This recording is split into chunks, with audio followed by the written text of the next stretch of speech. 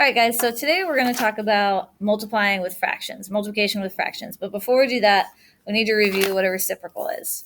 If you don't remember, a reciprocal is essentially just a flipped fraction. You don't have to write this down. I just want you to follow with me. So say we have the fraction 2/3.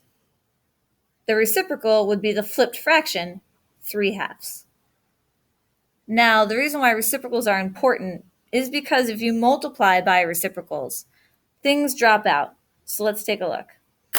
We have 2/3 times its reciprocal of 3/2. 2 times 3 is 6, and 3 times 2 is 6. 6 over 6 becomes 1. Now, you could have done all that, or you could have just said from the beginning, well, the 2's will cancel out, and the 3's will cancel out, also resulting in 1. So we're going to utilize the reciprocal to cancel out fractional coefficients. So things that look like 2/3 x. That is a fractional coefficient. Now, in order to undo a fractional coefficient, we're going to multiply by its reciprocal because they cancel out, leaving you with the x. So let's take a look at our notes. Here it says, when a variable is being multiplied by a fraction, multiply both sides of the equation by the fraction's reciprocal. And the point of this is so they cancel out. All right, so let's take a look at our first practice. We have 1/5 y equals 7. 1/5 y is technically 1/5 times y. This is a fractional coefficient right here. So to undo or solve an equation as a fractional coefficient, we're going to multiply by the reciprocal so that our fraction cancels out, leaving us with the variable y. But whatever I do to one side of an equation to keep it balanced, I must do the other. So 7 times 5 over 1. This gives me 35 over 1, or just 35. Now, when we're good mathematicians, we will rewrite, replace, and recalculate to check our answers, but for this, we don't have enough room, so we'll wait on that for now. The second, again, we have 1/3 m equals -4. 1/3 is a fractional coefficient. To undo a fractional coefficient, we multiply by the reciprocal or the flipped fraction version. So they cancel out, leaving you with m. And whatever you do to one side, you have to do to the other. So you have -4 times 3 over 1, which is -12. Again, normally we would check it by rewriting, replacing, and recalculating, but we don't have enough room.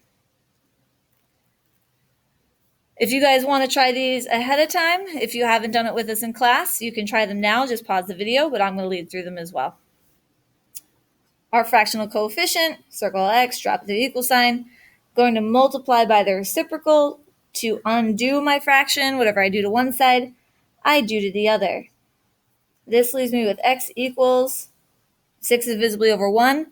6 times 5 is 30. 1 times 3 is 3. 30 divided by 3 is 10. Final answer. Multiply by the reciprocal, we get times 3 over 2, so they cancel out, times 3 over 2. I get y equals, put over 1, 10 times 3 is 30, 1 times 2 is 2, 30 divided by 2 is 15. Final answer. Hopefully you got those right. Let's take a look at the word problem below. It says Tim spent 1/4 of his savings on a gift.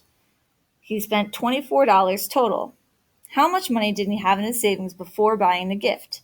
We're going to let S represent the amount of savings.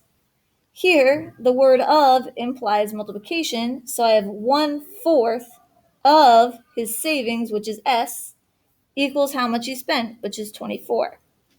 If you were to write this out as an equation, it'd be 1/4 S equals 24. Now we need to multiply by the reciprocal to get our answer. So times 4 over 1 times 4 over 1 cancels, leaving me with S equals 96. So his total savings before he spent any money was $96. Thanks for watching. Hopefully it helps.